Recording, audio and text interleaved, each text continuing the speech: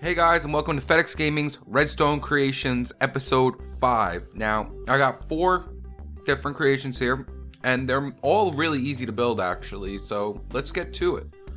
The first one I'm going to be showing you how to build is a selector. Now, what this does is, if I click this, the torch goes off. If I click this one, the torch goes off and comes on to this one.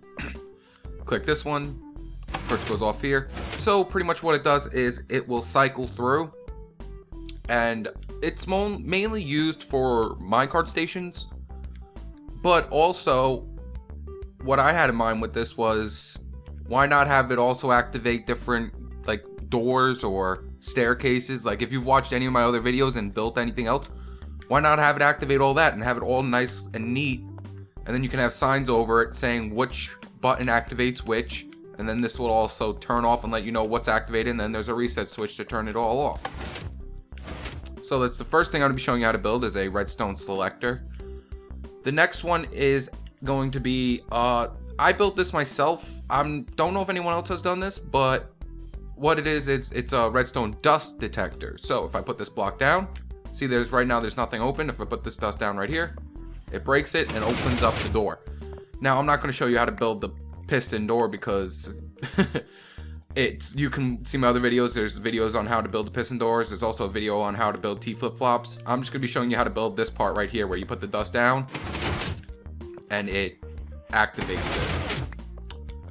Next is this one right here. Now, every time I go into one of my friends' worlds or other people's worlds, I always see this. Like, I know not a lot of people are redstone savvy and they don't really do too much, but they want 2 iron doors, but you can see how 1 iron door is always open. And so I decided to take it upon myself to show you guys how to build this. There we go. The door opens simultaneously together, and now you don't have a door opened up like this. I'm sure maybe some of you are already dealing with this problem. So like I said, every time I go into someone's world, someone always has this problem where they always have 2 iron doors and one's always open. So I'm going to show you guys how to build this and this one right here. Now this one's pretty cool. A lot of people, well, this one guy actually was asking me to build a clock.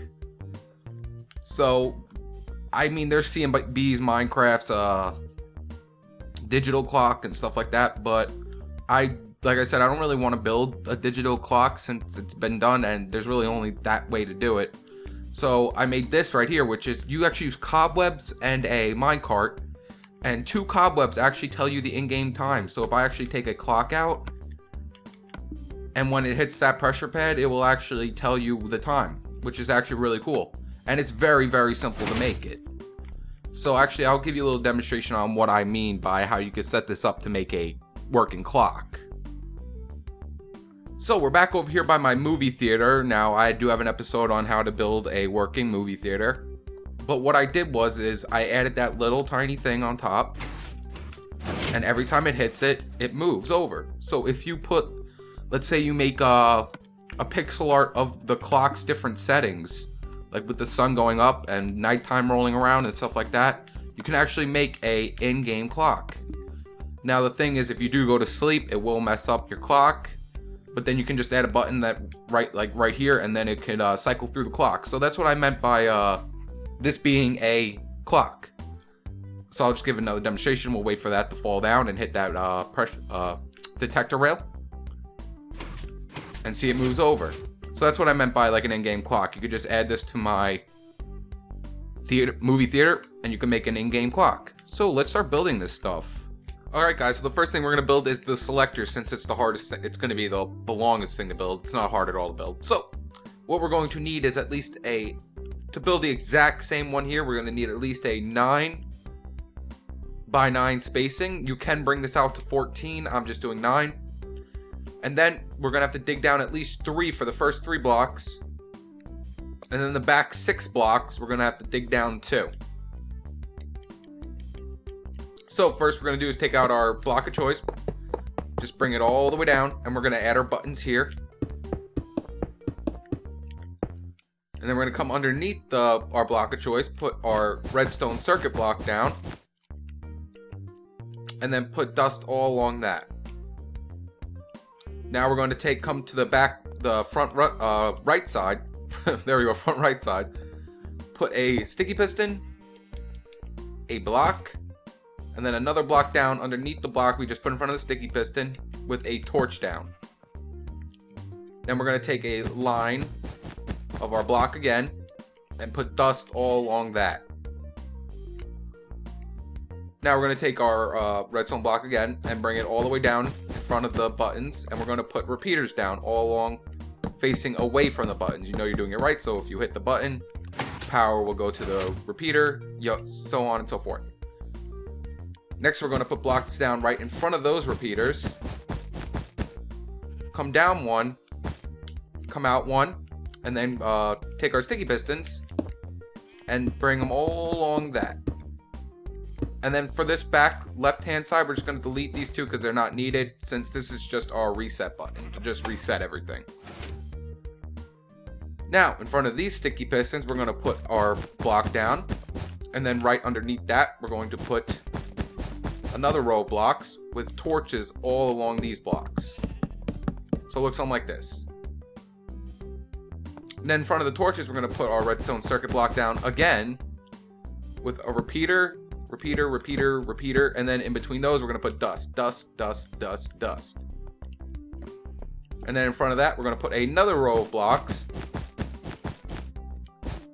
with torches all along the top of those. And then we're going to put blocks all along the top of the torches. Then we're going to take our torches out again, facing towards this way. Put torches down there. Then we're going to come out two. Delete this one because it's not needed. Put blocks all down there with repeaters facing away from those torches. I know there's a lot of blocks, but we have to keep everything separated. We can't have anything touching each other. So then we're going to put blocks down in front of those repeaters. And then put blocks on top of these sticky pistons. And then put repeaters down all along these blocks. Then we're going to take out our block of choice again. Put them right in front of those repeaters. And then we're going to put our torches down right here. So now if I select this one, torch goes off. Select this one, torch goes off. And then if I click this, it'll reset everything. And now we're going to come back here, put blocks down right here, and then find out where the dust is here. So if there's dust there, we're going to put a repeater here, and then we're going to do the cycle again with repeaters and dust. And then right from here is where you guys will hook up whatever redstone creations you got in your house, or if you're making a redstone mansion or a redstone game, you can just set them all up like that. So this one can go to a door, this one could go to a staircase, this one could go to an escalator. It's all the same. It's all just different areas you can set them up. And that's how you build a selector. Alright, so now we're going to build my redstone dust sensor, which is you put the dust down, it breaks it, opens up the door. Now I'm not going to do like what I did over here because it's really easy to make. So, all you're going to have to do is put a block down, a torch on top of that block. Then we're going to have to put down our block of choice, here, and our block of choice there. So we're in a corner, so when I put the redstone dust down, it activates. And then from this block of choice right here, we're going to take our block out again. So it looks something like this. Put a repeater here, set to 3 ticks delay. A block up. Dust. Then we're going to come over to delete that block, and we're going to delete this one too, but we're just going to put our sticky piston there. So and that's it. That's how you, it's that simple to build this redstone dust sensor. So if I put this down, breaks it, and then all you have to do is set up a T flip-flop to right here, or whatever you actually want set up to there. And then you can activate a door or something else. This is where your corner of your wall will be. Put dust down, it breaks it. Alright guys, so next we're going to build the double iron doors, so your iron doors don't look like this anymore. And they work like this. That's what we want. We want that. So I already got it dug out. So what we're going to need is at least a 3 by 5 spacing, and we're going to have to dig down at least 3. So we're going to come to this side. Well, actually we can do it on both sides since it's identical. We're going to put 3 there, 3 there. And then we're going to put a repeater here. and a repeater here with a block on top of that. Well, with a block in front of the repeaters with a torch. And then over here, we're going to come over and put a repeater here with a block in front of it. Some redstone dust on top of it. We can delete that because it's not needed. And then we're going to put these on 2 ticks. And then we're going to put dust down here and dust down here. And then we're going to put blocks right in front of it, on top of it. And then we're going to put our pressure plates down right above the dust so it activates it when you click on it. And then we're going to put a block here, and a block on top of that dust. And then we're going to put our doors down. So, ooh, I got my doors right. So make sure those gray things are on the sides. You want that. And now if I click it, it works. Aha. Now, some of you might run into a problem where the doors are staying open instead of closed. That means this repeater and the torch need to be here instead. You just have to move it over one if you're running into that problem, if you don't want them open all the time. So that's how you build that. All right, guys, and last but not least, we're gonna build this minecart time telling thing. I don't know. All I know is you can add more cobwebs onto it, so you can have like a door open up at a certain, like only halfway through the game, like middle of the day, something like that. It's weird. So I put a block here already. So all we have to do is do a 4x2. And then we come to this side and we come up one, and then come up one more, and then we're going to come out one and just wrap that around to right there.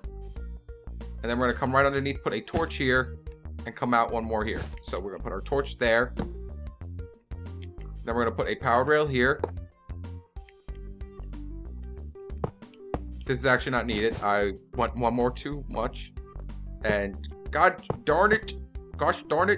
There we go. And there we go. Sometimes it does that. I don't know. It's weird. We're going to turn it. Put our detector rail right here. And another power rail there. And then we take our cobwebs out. And put our 2 cobwebs down. And that's it. That's how you build that. Very simple. Now, this thing can do a lot of different things. It really can. And I might make some more tutorials with this in it in the future. So look forward to seeing this maybe again. But yeah, guys, that's how you build everything. I hope you enjoyed this video. If you did, leave it a like and subscribe to stay tuned with my newest videos. All right, guys, peace.